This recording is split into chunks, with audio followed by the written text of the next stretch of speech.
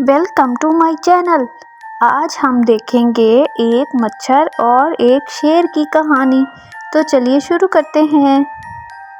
एक खूबसूरत और सरसब्ज जंगल में एक शेर रहता था। वो बहुत ही अमन और सुकून की ज़िंदगी गुजार रहा था, खाता पीता और मौज मस्ती करता।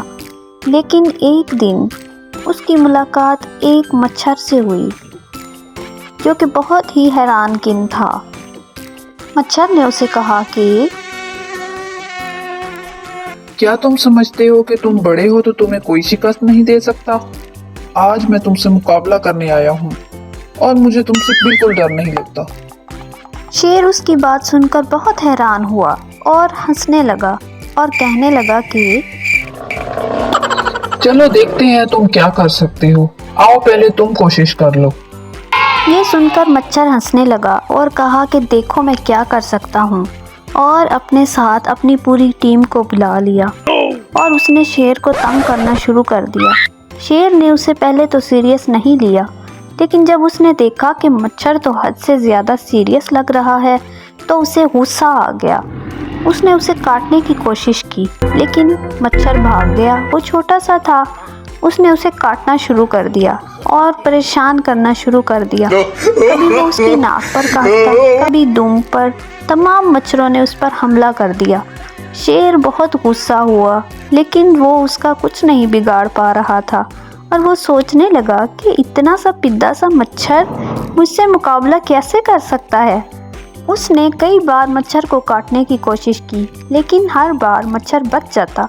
वो इतना छोटा सा था कि शेर के मुंह से निकल जाता। मच्छर ने उसे काट काट कर बहुत बेहाल कर दिया।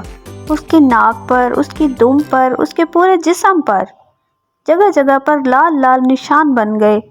मच्छर उसको बहुत ही परेशान करता रहा। शेर ने देखा कि मच्छर का वो कुछ नहीं बिगाड़ पा रहा, तो उसने भागने में आफियत समझी। भागने की कोशिश की, लेकिन मच्छरों ने उसका पीछा नहीं छोड़ा और मुसलसल उसको काटते रहे।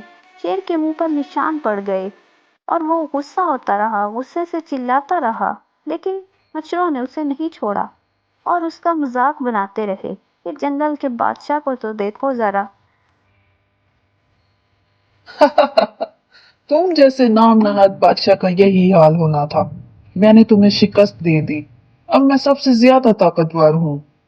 मच्छर बादशाह का मजाक बनाता हुआ वहां से चला गया। वो अपनी ही धुन और गरूर में गुनगुनाता हुआ जा रहा था कि तभी वो मकड़ी के जाले में फंस गया।